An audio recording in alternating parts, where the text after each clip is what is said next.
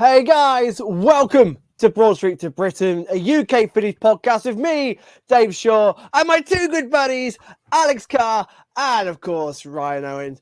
Alex, Ryan, how are you guys? What a weekend. Yeah, an interesting one. Definitely interesting. I'm glad they got out of the weekend with a series win.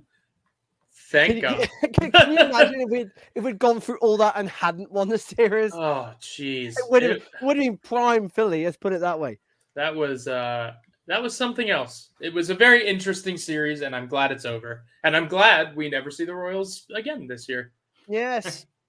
pesky, sneaky Royals. They weren't that bad. You can see how they've won definitely a few games in the trot and a bit red hot right now until the Phils put them out.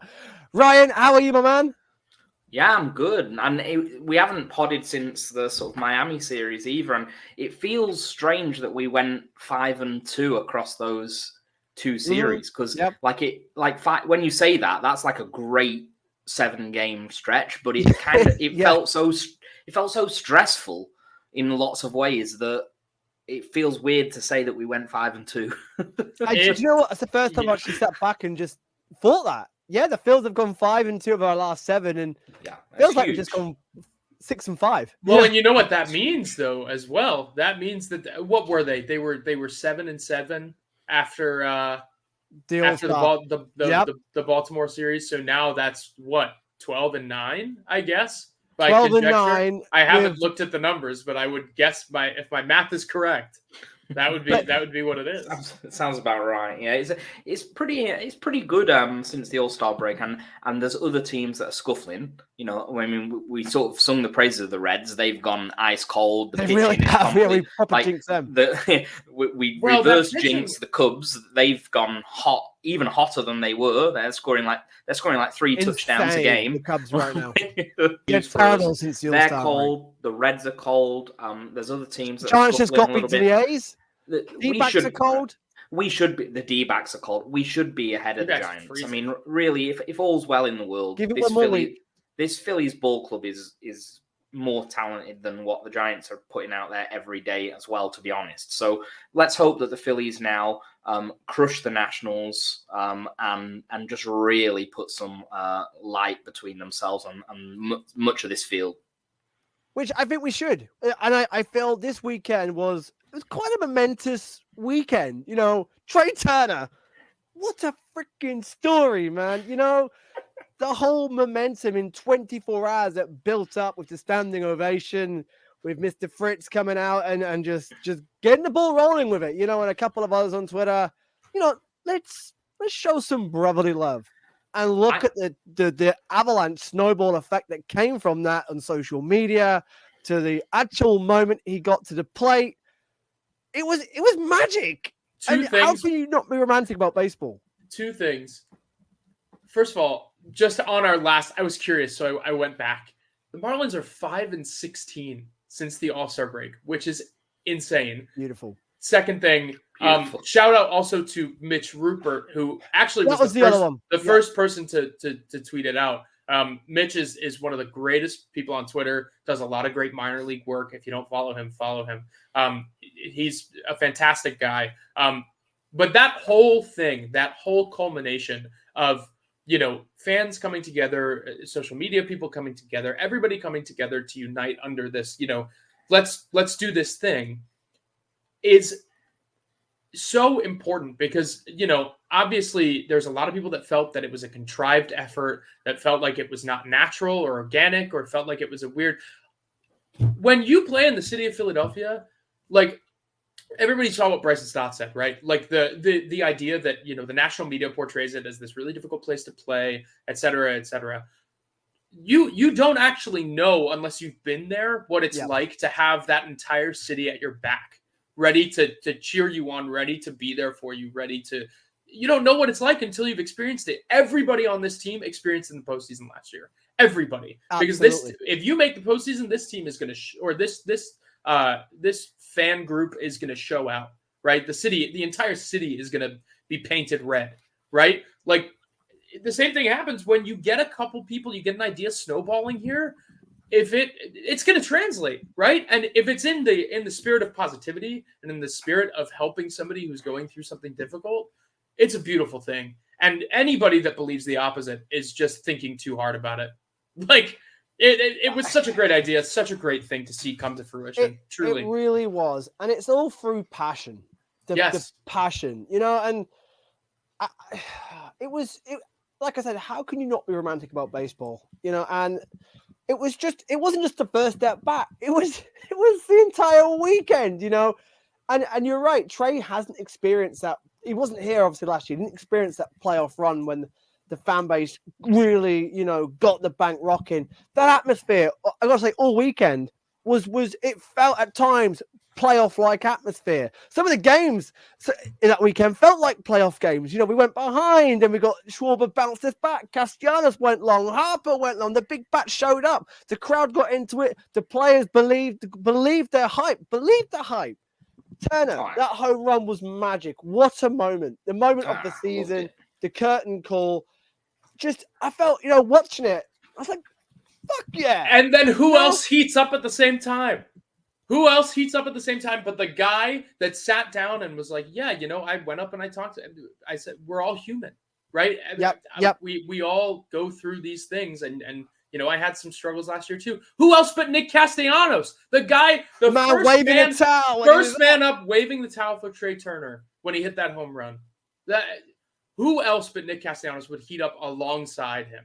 Like, it is beautiful. It's a beautiful thing, and it is so wonderful when when the national media can focus on something else other than, oh yeah, they threw batteries at Santa Claus 20 years ago. Like, it is so wonderful when the city comes together for a united cause that ends up being just such a beautiful, beautiful thing. And Ryan, the momentum gained off all this as well is huge. The Phillies can now ride that wave because the bank's been full every game this season. The fans turning out has been unbelievable. The atmospheres have been unbelievable.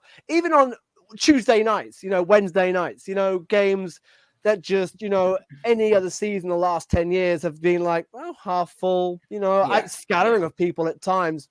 But this year has been on a different level to what I've experienced since 2012. Momentum now after that weekend should now be at an all-time high. And like we just said, the Phillies now, it's go time, right? It's funny how history does repeat itself sometimes. And in the sense that there was a lot of positivity around the Phillies in 2007 when they played the Rockies in the playoffs out in Colorado, which was a great series. Jimmy Rollins had a great series. And they obviously fell short that year. But the following year, the whole fan base knew that this was a special team. And it's often the following year when you start to feel something heating up and you start to see something there. And the other thing I would say is that I think the fan base is fully aware that the team's been doing quite well, despite the fact that this $300 million plus mega signing hasn't really been playing good baseball. So they were lifting him not just to help him as a human, but because they recognize that actually we've got a full squad here that is playoff ready. We just need you on board as well, buddy. And we don't want you to beat yourself up after what happened in Game 3 in Miami. Because what happened in Miami was, it wasn't just, and we don't want to sort of go back to the negativity, it wasn't just the sort of defensive mishap at the end, which was a shame for Dylan Covey. It was the at-bat prior in extra innings as well, which was, it just felt like a player. I mean, I messaged Dave that night and I said, this feels like it feels like if he couldn't make a slice of toast without burning it now.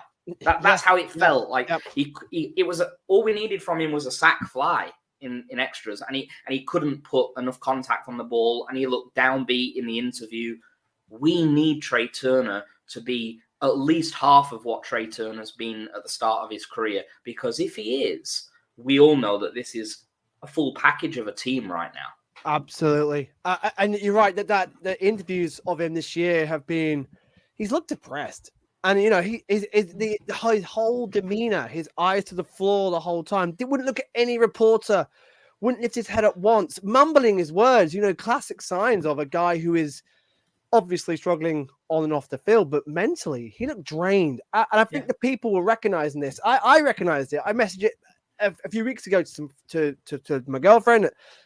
He looks borderline depressed. This guy is struggling, and what can we do? What can Topper do? He's given him days off. He's dropped him, and I think it's so cool that the fans recognize this. We all recognize this, and we go, you know what?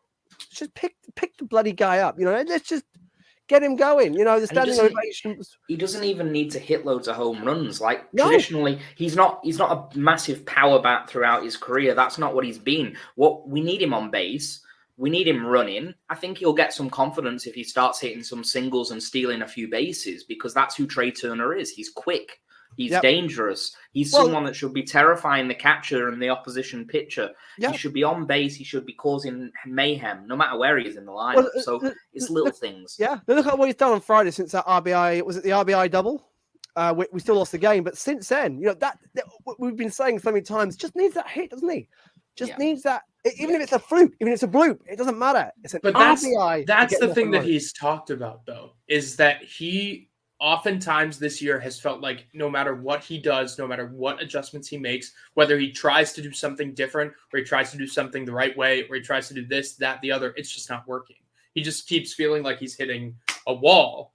A horrible cycle. And I think that something, I mean, I don't know if this is going to help him figure out the remainder of the year, but something clicked in this series. I can tell you that much, because this is more hits than he's had in a series in months. 5 RBIs this weekend. Extra base hits.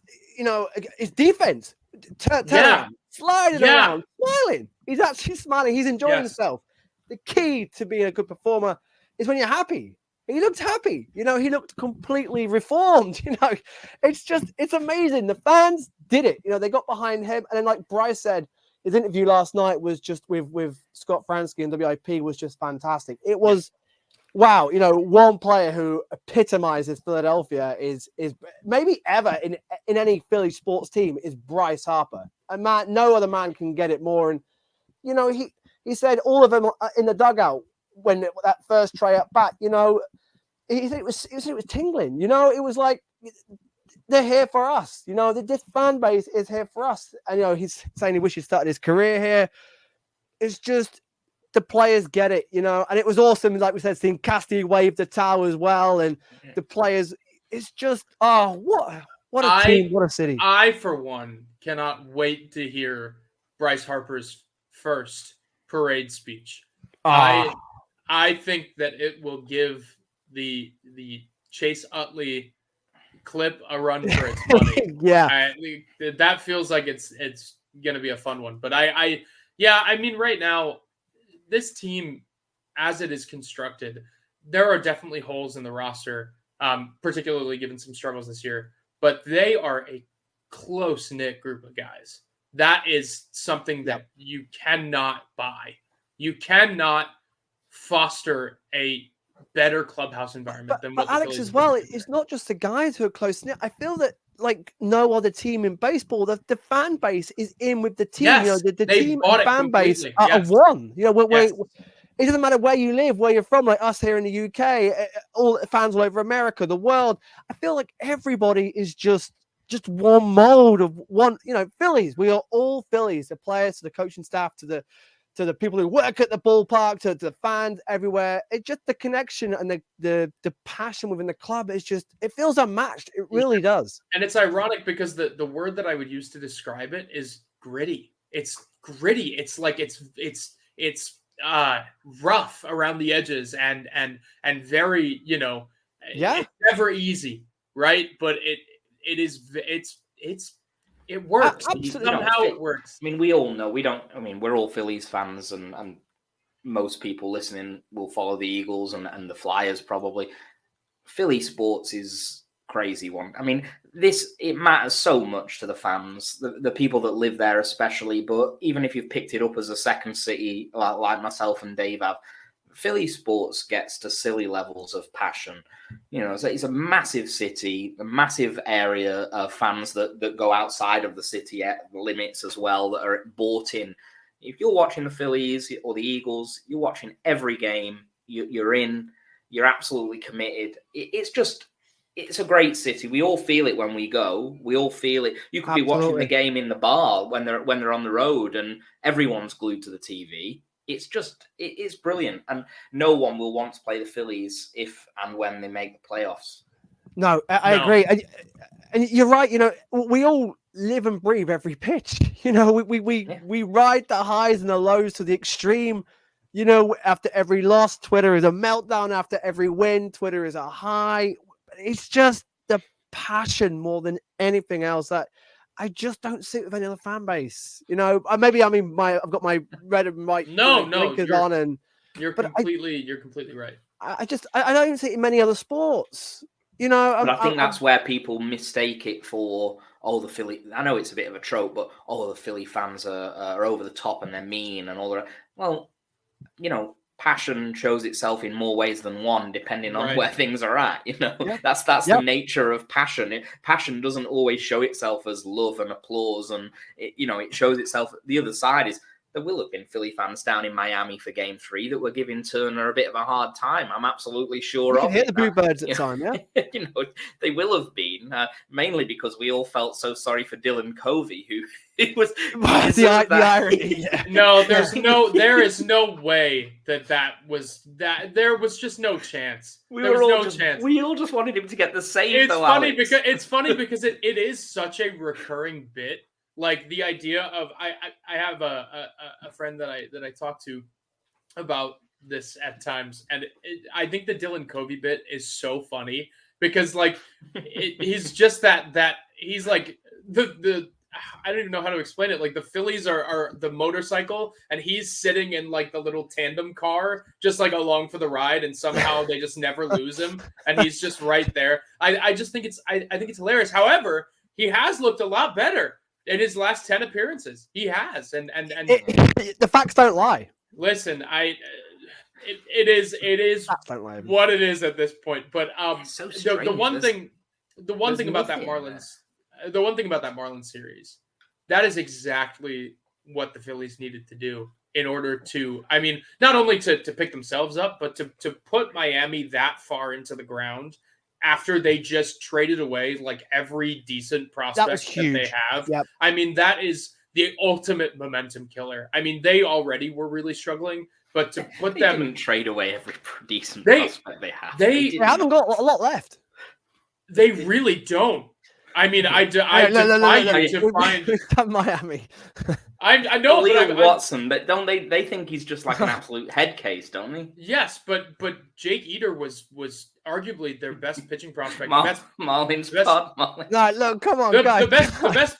I'm serious. The best. Oh no, he's gone. He's gone. Alex, you got to stop. Dave's telling you off. Stop. Okay? Oh no. We're taking Marlins. Pete's No job. Marlins. This is not locked on Marlins. Pete's job. Pete will be Pete will no, but for the Phillies, supposed to call them all studs. But that's right. But for the Phillies perspective, because you look at the NL East for the next few years, and the teams that you have to worry about are the Braves. Well, yeah, and that's it. That's it. Because listen, 3 years. But seriously, it's worth noting because this extra wild card spot has pretty severe implications on postseason eligibility, and Yeah, although the Mets could sort of accidentally find themselves being a bit better next season because they're like 10 or 12 games under 500. I don't know if they're about to go below the Nats. Yeah, but I honestly, even if they sign a whole rotation next year, I don't see their path to competitivity. There's just no Kodai Senga. Boom. And that's it. But that's like no, seriously, there are no bats available. Jose Quintana. Yeah, there's no bats available in the offseason. So that it really is a difficult situation for them. So next year, if you don't have to worry about anybody other than the Braves, it becomes a pretty interesting year. I'm worrying about this year first. You worry about next year. It's true. Yeah, and you know what? I'm not even worried about the Braves in the postseason. We've seen them crumble already when they came to the bank in October. Bring them on. It would be a good. I mean, if that happens, if that series happens, it's going to be tasty because they will be so. They are a juggernaut right now. They were last year. They're a juggernaut. Yeah, they're unbelievable this year. They're peaking now. Let them have it. I know. I agree. We'd give them a game, but Cubs just beat them in a series. That's it. They are really. Here they come. Title's ours. 2007, baby. But it's crazy. That team is. I think their lowest OPS is like the Phillies' third highest or second highest, maybe. I know. It's crazy what that offense is doing right now. I mean, it's the top 5. It's pretty nuts. I can't believe it. It's like I said, when you get in the postseason, all those stats are wiped. No, you're completely correct. I'm not saying that they're going to be any. I know they're mighty right now, but I'm not even. They have 7 position players with an FR above 2. It's crazy. But the Phils are 10 games above 500 right now. We're joint top of the wild card. We're 3.5 games clear, and we haven't even got going seriously yet. The thing is, we that could know, be scary in itself. And we know that the Phillies have to stay very focused on playing even better baseball between now and the end of the season to guarantee the wild card spot. Right. The Braves are at this risk of coasting again. This we've played all of our best baseball already, and we're in the playoffs, and no one's catching us. It's a strange place to be. Now, stats are stats, but it's mentality. We talk about Trey Turner. Everything's up here in baseball and in any sport, Look at the Dodgers. Nearly every year they win at a canter. And then, like you said, they take their foot off the gas a little bit. And it's such a dangerous thing to do because you lose momentum. I prefer to be chasing it going in towards the end, when you're dialed in more. Whereas I completely agree. If you're at a canter, like the Dodgers, they usually bottle the postseason. The Braves, questionably, did last year because they got in at a canter. I was actually going to mention this earlier, that I think the Washington series coming now is a good thing for Trey Turner. Because they don't have loads of. It would be pretty annoying if he'd had a really nice weekend against the Royals and then we were playing the Texas Rangers or a team with like 2 or 3 great arms ready to come up, Right. So I kind of, not to sort of put the curses on it, but it is nice, and he shouldn't be thinking like this, and I'm sure he won't be. He'll be going in professionally. But in my mind, I'm thinking, keep the hot streak going, Trey, whilst you're playing a team that is putting out the bare minimum really right now. And even the Twins come up to town next. It's still in Philly. Also, all these games are in Philly. So almost of August is in Philly. Huge for the players, for the team themselves, and for Trey as well. This team, we saw this weekend, Casty, Kyle, Bryce, Trey, Stott, Bohm, Rojas. Everybody was contributing, and it just gives me so much belief that if they can sort of maintain just 3 or 4 of these players at a time clicking, it doesn't have to be all together, because what baseball team, has a complete lineup clicking from start to finish? It doesn't. It's all about cycles. It swings and roundabouts. But if you get Kyle starting to heat up again, Casty and Trey, Bryce, Bohm, Stott heating up at the same time, put the league on watch, because this offense is one of the deadliest in baseball. Without a doubt. Bryson Stott is just, what a player. Yeah. What a player. I'm not going to comparison him to we know who, but he could be on that level. He really, really could be. I love watching his defense. He's a Gold Glove winner, future Gold Glove winner. He's going to win batting titles. He is just, extend him now. Do we give him the contract and say, look, lock him up, because he's a stud. He's an absolute stud. Yeah, I'm not really sure that our bullpen's got the credit that it deserves either, because one of the big differences in a lot of baseball teams is, what does your bullpen do? I mean, the Royals, you could see, you said the Royals looked better than you expected. I think offensively, the offense is quite interesting. Loads of speed. Garcia is hard to play against. He's got a bit of power, Menendez, speed, Blanco, Bobby Witt, obviously. But the thing that makes the big difference between the two teams is the bullpen. I mean, the Phillies, they got Strahm, who pitched two nice innings, and it was good to see him out. Soto's been pretty good. I mean, to pick Soto up for what they did with Verling is looking smarter and smarter by the day. They have Dominguez. They have Kimbrel, Hoffman. Yeah, the bullpen's been pretty damn good, and it's got to be. Ryan, it's got to be. If you looked at that bullpen at the start of the season and gone Hoffman, Marte, Strahm, no Alvarado for a bit of the season. It's what Dombrowski does, though. Dombrowski likes to find bullpen arms that are there's a question mark over them for some reason. Even Craig Kimbrel, there would have been teams. There would have been teams this offseason that wouldn't have touched him. He's on a downward spiral. He is not doing very well. A 1-year, $10 million deal for one of the greatest closers baseball's ever seen. Like Dombrowski, and he knows that they're a slight risk. It's not like he doesn't think they're slam dunks, but he's placing a smart bet. What I also think is great about Dave Dombrowski is that he knows when to pull the trigger and when not to on a deal, right? Like we saw this trade deadline, right? There were obviously I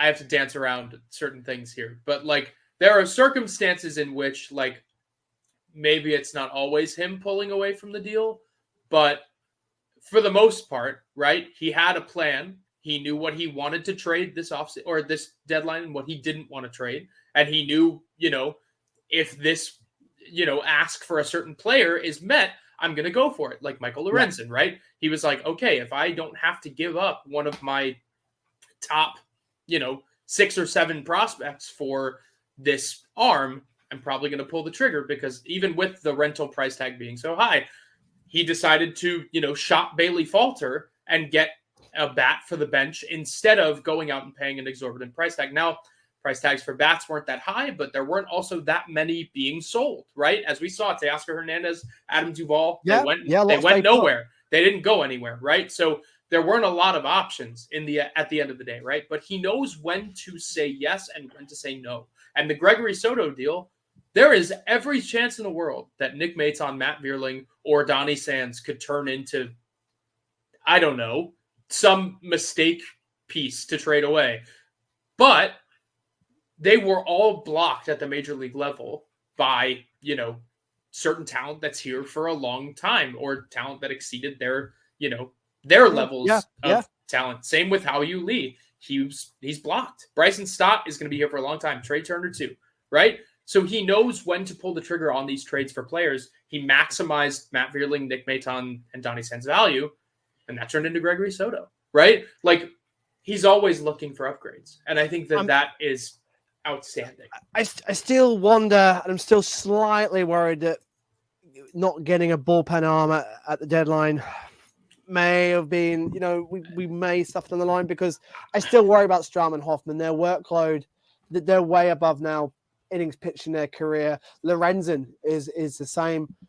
Although the 6-man rotation is going to help them all out, especially Nola, who give him every bit of rest possible between games right now because, well, we've talked at length about Nola all season. Nola's Nola this year. It's what it is. But just even if he improved down the stretch a little bit, just gave up a few less home runs. That's huge as well.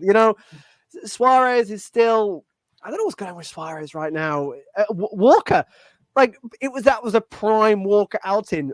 Struggled first 2 innings, and you thought he ain't going 5, and then all of a sudden he's just finished the 7th inning. And Walker, that 14 wins this year. What's going on? That's going to be huge for the Phillies next year if they decide not to bring back Aaron Nola. The fact that Taijuan Walker can be that guy that maybe, he struggles every other outing, but he can still give you 7 innings.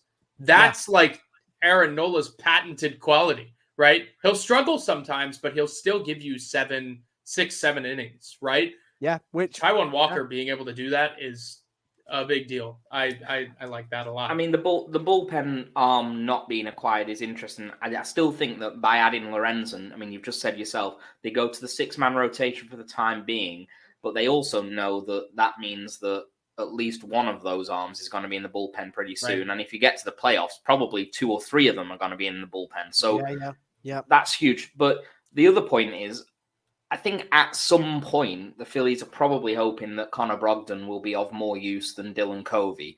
I don't know how he's getting on, to be honest. I mean, by rights, by history, by everything that they've shown early, Connor Brogdon should be able to produce at a level higher than he has been this season.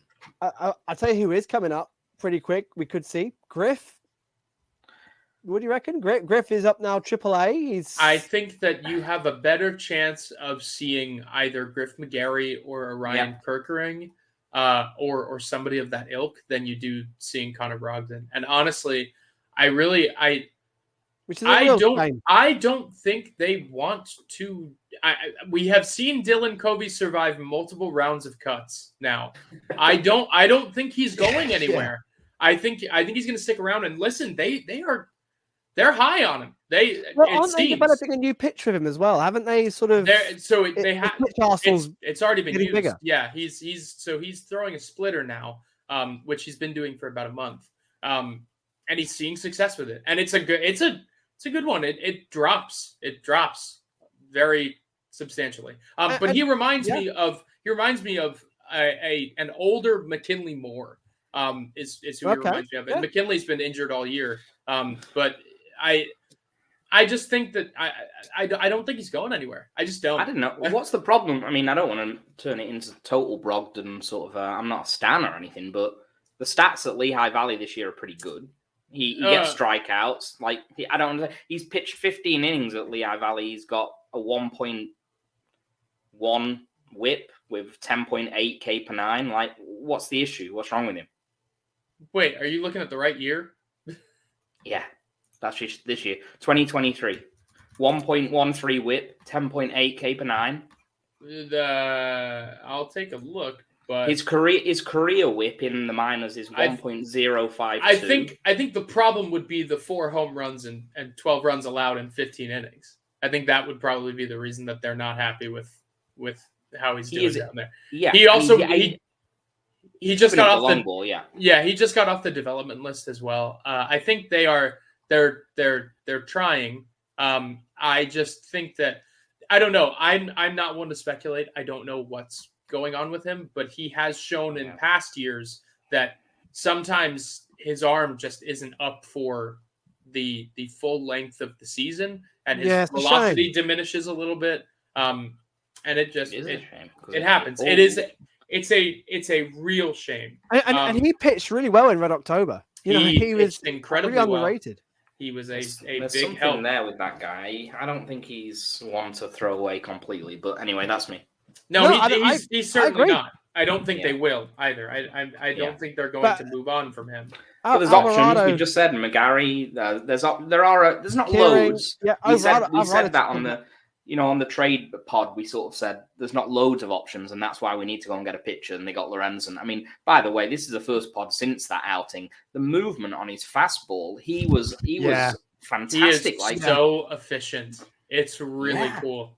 And it's just what we needed on that day. Like, we had no one in the bullpen. We were absolutely done. You know what's amazing about Michael Lorenzen and about the acquisition of him coming here? Caleb Cotham's go-to phrase, right, is just F it, throw strikes, right? That's his thing. He's F the hitter, attack the hitter, trust your stuff, just go after him, right?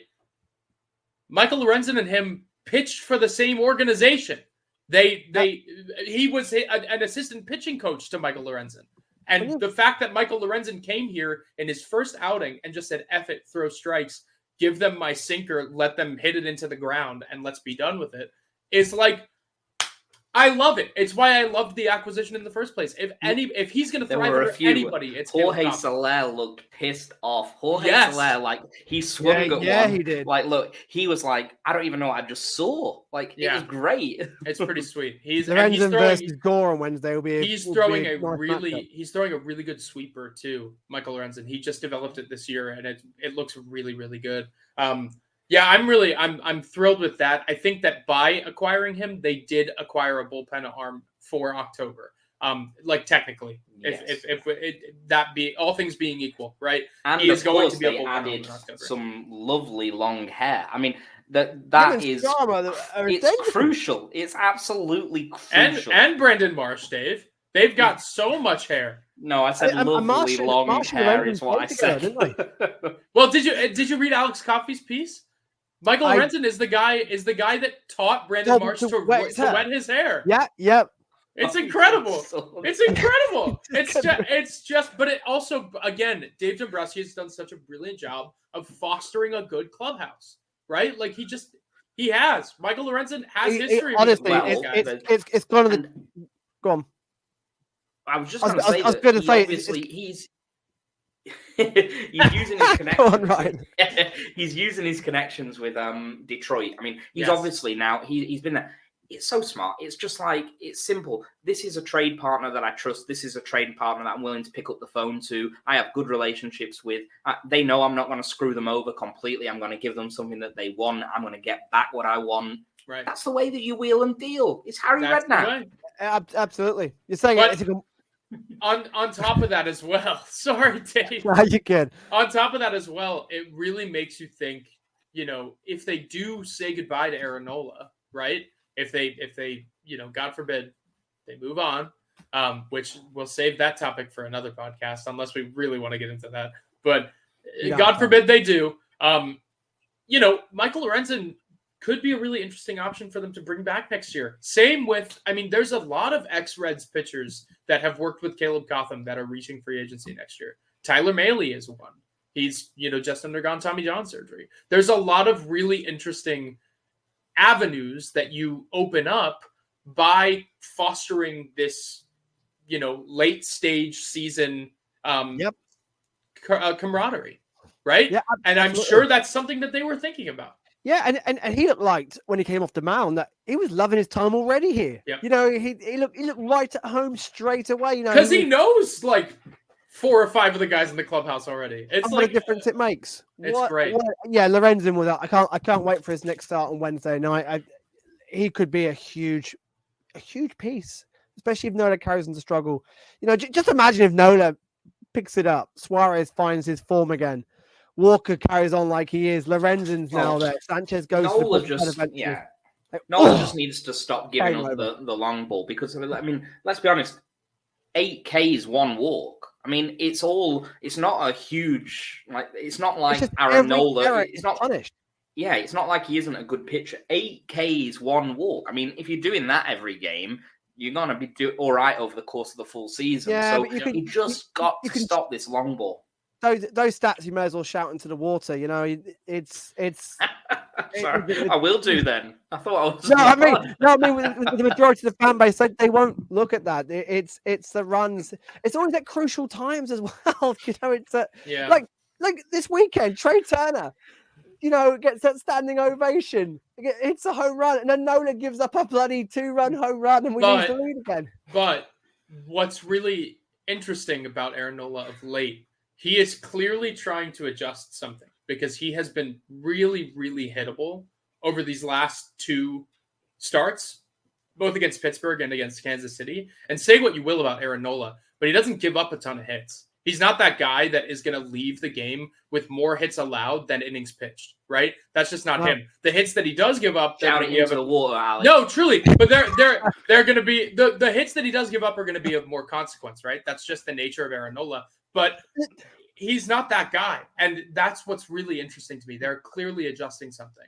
One big problem for Nola this year is that all the Phillies games this year are close, damn close. We haven't had many games that have gone our way by a long way or the opponent's way by a long way. So every time he does give a home run, it's amplified by 1,000, because it's usually a game decisive home run as well, which it doesn't help his cause. If we were 8-1 out in front, he gives up a couple of home runs. Well, it's sort of like, it's not reflected on, is it? Because the Phils are still going to win at a canter. It's not as impactful. But unfortunately, where our games have been so close this year, so many 1-2 run games, every run he gives up is huge. And the expectation of the expectation of a lot of fan bases is that you have this one ace that is basically prime Max Scherzer or Justin Verlander that goes out most games and pitches 8 innings and doesn't give up any runs, and just you win 4-0 and there's no problem. So he's suffering slightly from expectation levels being absolutely sky high for the I'm not sure they are anymore. I think most fans now maybe not of him, but they of an ace pitcher. He should be an ace. He is the ace. Yeah. Why is he not doing this? Quickly on Brandon Marsh, thankfully, because when he first went down, my heart was in my mouth like everybody else. Wow. Thank goodness it looks like it's going to be 2 weeks. I reckon him and Pat J could be coming back around the same time. Joe Rowe. What he needs a nickname. Joe Rohe. You love this guy. Oh my days. He's only been around for like 2 weeks. I told you, Rojas, keep him. Look what's going to happen. Stud. But yeah, he's doing the business right now. And I'm just, every time he comes to the plate, you feel like he's going to do something. Even his bunt the other day wasn't great, but he got on base. The pitcher or the fielder fell over the mound. But yeah, RBIs, gets on base, stealing bases. His pace is lethal. His defense is excellent. I'm excited for 2 weeks of Rojas in center field. Alex, I know am you just are. glad I live in the timeline where the Phillies are letting him have playing time. I'm thrilled because again, Girardi wouldn't. No, well, it's not even that. I mean, there are some. Listen, the bat is not major league ready yet. I'm going to stand by that. I think he needs some more time. And I think he'll probably get it either next year. But that's beside the point, right? Yeah. The glove has been ready for the major leagues for 4 years now, right? Since he was literally 18 years old, he was ready to play major league center field, right? There's a reason that he has, and I feel like I repeat myself every time I talk about him, but I cannot stress this enough, had the most defensive runs saved of any center fielder in professional baseball, period. Incredible. Period. Yep. And it's shown at the major league level. He's played 17 games. He's already accrued 0.5 F4, right? Like he is a beast in center field. He is going to make pretty much every play that you ask him to make and then some. If the bat can come around a little bit, I'm surprised he's not striking out more than he has. He really doesn't, does he? But he's still striking out at like let me look at the stat. It's he had a couple 23.4%, which is it's not nothing. It's not but worse than the team. It's better. It's better than like a 30% strikeout rate. He's not walking. He's not going to be a guy that walks a lot, but I would like to see him, take his pitches a little bit more. But even so, even while he's looked overmatched at the plate at times, he's looked incredible in center field. And if the Phillies can just keep finding ways to get him into games, he is going to develop. And that is going to be huge for this team because Brandon Marsh is great. But next year, there's like no easy solution to, the Phillies need for a right-handed bat. There really isn't. Mm-hmm. And the Phillies being able to roll with an outfield defense of Johan Rojas, Brandon Marsh in left, and maybe Bryce Harper sticks at first base, I guess, and Nick Castellanos roams in right. But I don't really know what happens beyond this year. But what I do know is that Johan Rojas being in center field solves a lot of the Phillies' questions on the corner outfield spots because he's like basically a center fielder and then two halves of a corner outfielder. And like, he's great. And he's so exciting. Like, he's going to be a fan favorite. Even the way he plays reminds me a bit of Segura. He has that energy, that smile. Yes. It's like he's enjoyed himself every time he goes out there. Either. Every time he's camped under a ball, he's just dancing. Like it's beautiful. It's honestly, beautiful. It's beautiful, and he gives a lift to the players as well. He has come through in some big moments. His defense, at times run saving, just gives the team a lift. Yeah, it really does. I'm loving watching him. It's great. These next 2 weeks, it's quite good. We're at home. We've got a favorable schedule. He should have some fun against some of these pitchers coming up. So really, big 2 weeks for Rojas. Put the league on watch because Bryce is back, baby. That power. We're gonna see what we've got in Weston Wilson because Wilson's gonna probably. That's the point. He may even wind up short side platooning with Jake Cave out in left, and that'll be at least intriguing. Yeah, we talked about Wilson not long ago when we were comparing him and Kingery at the time could have been coming up. Quite excited for Weston Wilson. I'm really interested to see. It's his chance. It looks like now. He's had a hot year in the minors. He's had a hot year, really hot year. He's got speed. He's got some pop. Yeah, I think Kingery's Grand Slam, and he went oppo boppo the other night as well. Is but Weston Wilson, the story of his year so far is that he can do no wrong. I mean, he succeeds in the field. He succeeds at the plate. He succeeds on the base paths. He has done no wrong this year. And I am really looking forward to seeing if that translates in a limited role, because I don't know. Something tells me they won't be so keen to let him walk this year. I think it will, because it seems to me like everyone who does come up, even for the short limited of time, they have a game at least, don't they? Like the two Ellis game against the Nationals earlier on in the season, Jake Caves hit some bombs there on the season, but Weston Wilson, everyone that comes up plays a part this year, and they have played a part this year. And I think I'm low key excited to see what Weston Wilson can do, and I think he is going to make some impacts in that team defensively and with the bat as well. Bryce Harper, his power's back. It just missed one on Sunday. The RBIs, the extra base hits, the home runs, it's all mounting up. Bryce is getting hot again, and I am so excited because, oh boy, already that's extra runs on the board. Come on, I'm getting buzzing talking about it. Bryce is back at the perfect time, linking up with Trey. What a 1-2 punch is Bohm and Harper right now in the lineup. Bohm at number 2. Alec Bohm is... As you were talking about Harper, I'm thinking about Bohm, because if Bohm is the Bohm that we're seeing, that makes Harper 3 times the player, because they can't. Absolutely. You can't. You're fearing everything in and around Harper, and then you have to deal with Harper. In baseball, that is huge. That's in the pitcher's head. Yeah. Isn't it amazing already, since moving Bohm to second, how Harper has all of a sudden just found that power again? Because Bohm's on base. Because before, nobody was on base. It was always he's looking at an empty base path. Bohm is always there now. And Bohm at second, in the second lineup. What a move by Topper, by the way. And it's working. It's working. And then Cassie's now. And all of a sudden, Cassie comes to the plate. He's seeing Bohm, like Sunday, he's seeing Bohm and Bryce there.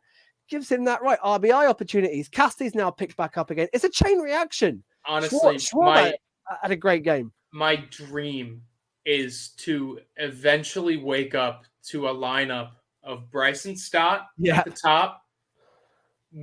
Maybe, hopefully, if Trey Turner refines some things, Trey Turner batting 2, Bryce Harper at 3, Alec Bohm at 4. Oh, then either Kyle Schwarber or Nick Castellanos at 5. Come on. That's silly. We're taking the piss. Just a dream. It would be a dream. But no, truly, the fact that Bryson Stott and Alec Bohm have stepped up in the way that they have this year is unreal. You can't beat it. I feel they are legitimately scary bats. Like even you're watching it as a Phillies fan and you're thinking, you ain't going to get these guys out easy. You're particularly in Bryson Stott's case. But that's the other thing too. You look at both of these guys, right? The Phillies, the biggest thing for the Phillies' development of bats in the past, right, has just been they have terrible patience and swing rates and blah blah blah. Alec Bohm ranks in, I don't remember what percentile it is of whiff percent, but he doesn't chase. The guy does not chase. When he swings, he doesn't miss, and he's striking out at a 16.6% clip. Bryson Stott at a 16% clip. They don't strike out, which means that they are going to put the ball in play when the game is on the line. Yep. Right? And that is huge. That is absolutely huge, because you put the ball in play, good things happen. Right? So, I mean, I'm so excited to see the continued development of these two. Absolutely. And it really, it's getting pretty exciting to see them just continue to succeed. They're the backbone. So Brandon Marsh too. Go ahead. Marsh has had a great season. He's a big loss. Big loss. It is. And hopefully everyone else, as we've seen this season and last season, will pick him up. It's time for everyone else to step up, and they are so far. Very quickly, before we wrap this up, Sunday, if you're around London, Passyunk Avenue, as the Fever's going down to watch the Phils beat the Twins. Waterloo, come hang out, come say hi, get a cheesecake, grab a beer. Hopefully see the Phils win yet another series. Thank you for all the birthday love for my little boy yesterday. Really appreciate. Showed him the messages. He didn't quite get the message, but he loved the fanatic pick. So, guys, really appreciated. And also, I asked you this evening, who right now, and for you to as well, ask you in a second, who right now would be your Phillies MVP of the season so far? It's close, but between two players that we've just spoke about, Stott and Bohm, we're 1 and 2 without a doubt. Grant says Stott or Bohm, hard to choose between the two.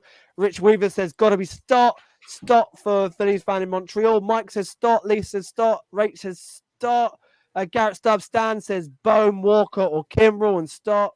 Matt Wheeler says Bohm or Stott. It's just it's amazing. Robert Ray says Castellanos. Sam says Stott. It's just incredible. Alec Bohm, sorry. There was some shouts for Craig Kimbrel, Nick Castellanos. I've got to try and find the Kimbrel ones because it is that. Rachel says Rojas. Yeah, I like it. I like it. A full season of Joe Rowe, and we'll see. Andrew says Tyon Walker, Bryson Stott, Zachary East Bryson. There is some Kimbrel. There is some other options there. I promise you. Well, I offered a different option to anyone that you said so far. Ryan.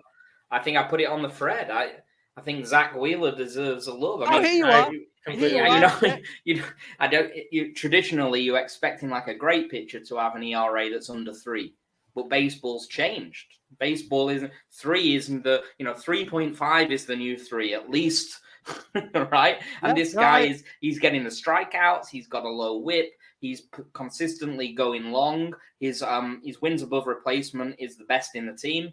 And I agree. Listen, I was being a little facetious. I probably would have given it to Bryson Stott, to be honest. But Wheeler deserves an honourable mention. There is. Yeah, Chris Otto says Walker and Kimbrel. Jalen Hurts fan says it has to be Kimbrel. The bullpen, Jarrett Hood says the bullpen. Bryson should get a look. Stott or Marsh gets a shout out from a couple as well. Alex, who would you say? I don't think it's as clear cut as it seems a lot of people do, but I mean it is Bryson Stott. I think it's Bryson Stott. I think that is hands down the answer. He has been outstanding. But I think Brandon Marsh also really deserves some credit here. Yeah. I mean, if you just look at the Phillies WAR leaderboard, right? You've got Bryson Stott. He's leading the charge at around 3. And then Brandon Marsh, who's at also around 3, 2.6-ish. And then there's the biggest drop-off in the world. And it's Trey Turner at 1.3, Bryce Harper at 1.3, JT Realmuto at 1.2. I mean, these two guys, and obviously WAR doesn't tell the whole story, right? Especially when you're dealing with somebody like Nick Castellanos, who, has gotten a lot of really poor defensive rating from Fangraphs. I haven't seen it, but, I digress here. Those two guys and Alec Bohm have consistently saved the Phillies' butts. Like, consistently. Yeah, I'll go with that. And I think the tandem of the daycare is pretty much my joint MVP. That's the overriding on here. The daycare plus Casty is pretty much. Angry Phil's fan says surprised no one said Casty. Roger McNamee says Marsh needs a vote here. Leads team in OPS. Huge impact in the clubhouse too. Will be missed. Positive Phil's fan says Castellanos carried us for the first half. Which he really did at time, and thankfully when he then dipped, the team then picked up and carried him, which is what I love about this team. It's basically the daycare and Castellanos, and I think Bryce is going to put himself and Craig Kimbrel, Kimbrel and Walker and Wheeler as well, and the entire bullpen to be honest. And it's great. But who would have thought at the start of the season that Bryson Stott and Alec Bohm would be?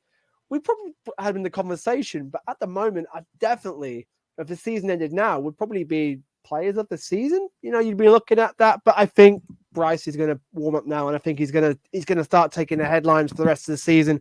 And who knows? Trey Turner might just have had that turnaround moment in that last weekend. I'm excited to think about it because if the Phil's lineup now is legit getting hot, just watch out. This August schedule is a favorable one for the Phils. They're at home for a lot of it. The bank is going to be rocking. 4 games against the Nationals. All right, guys, quickly. Alex, prediction. 4 games.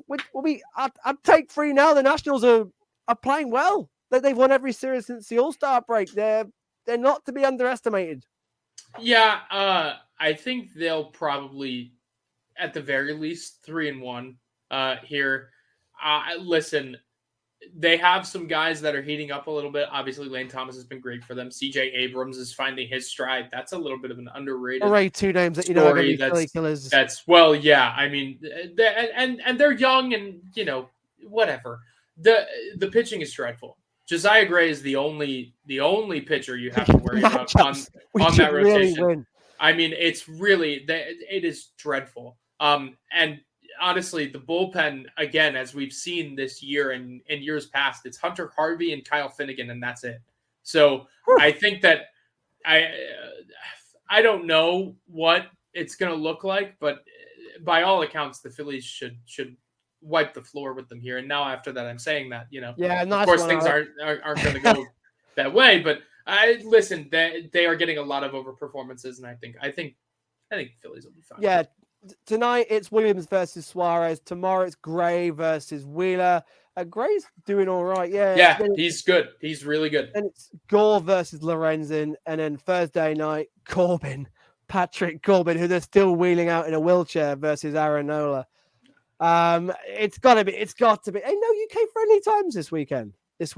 What? Oh, is it all? It's all evening. They're all sick. Well, for us 11:40, for you guys 6:40. Oh, okay. Ryan, 4 games against the Nats. What you saying, buddy? Yeah, I mean, Suarez, Wheeler, Lorenzen, Nola. I mean, it looks pretty strong on paper, doesn't it? And that's not even talking about the offense. I think the Phillies will probably win all 4. Yes, Ryan. You do realize we are setting ourselves up for supreme disappointment. Of course, but you need some positivity in your life. You gotta, if the Cubs can get hot, so can the Phillies. Come on. Yep. Exactly that. And the Reds. I saw some of those Reds Nationals games, and the Reds looked actually quite bad, more than the Nationals look good. Nice. I think we've got more than enough in that lineup to take care of business against that pitching. Honestly, given what we did against the Marlins and the Royals afterwards, but certainly in division, the Marlins, I wouldn't even be that annoyed if we split the series with the Nationals. It's not the end of the world. So anything over 2-2 is like, it's great. It's great. What I mean is, it wouldn't be a disaster. But anything more, and I'm happy. It would be really nice to capitalize on this momentum, and especially. Who are the Giants playing this week? Can anybody tell me off the top of their head? No. I'll tell you. I have not memorized the But while the rest of them are struggling, it'd be nice just to keep winning and just keep putting some good distance between everybody else. They're not. That's why we're going to win all 4. Yeah. Looks like the Giants and Angels are playing. So Marlins, Yankees as well. Well, the Marlins have the hardest schedule in August that I've ever seen. Giants Rangers. Giants Rangers is this weekend. I've gone too far. It says Giants Angels for me. You're right. No, it is. And then Giants Angels, and then they've got the Rangers this weekend while we play the Twins. The Marlins. They must be playing Reds. Marlins, Reds, Rockies, Brewers. Oh, that's an interesting one. It's all in our favor again. The D-backs have got the Dodgers. Oof. I tell you what. No, I need 3 out of 4, because I think if we can do that, we should be looking very, very good come the weekend. Guys, anything else before we wrap this baby up? Not for me. Just excited. I'm excited to see this series. I think Phillies have a really good chance to build some momentum here. So fingers crossed. Yeah. I'm fine. I've really enjoyed this pod. What I'm going to do after the pod is I'm just going to go and shout a load of stats into the little pond out the back of my house. Shout it into water. Once I'm done with that, I might come back in and watch the Phillies game. There you go. But make it after the Nola outing when he's giving up 4 home runs, but actually a complete game. Yeah, that'll be nice. That was my favorite bit of this episode. Guys, thank you for watching. Thank you for listening. It's been an absolute blast. We will reconvene next week. But from me, Dave Shaw, it is Ring the Bell. From Ryan. Ring the bell. And from Alex. Ring the bell, Dave. Let's go.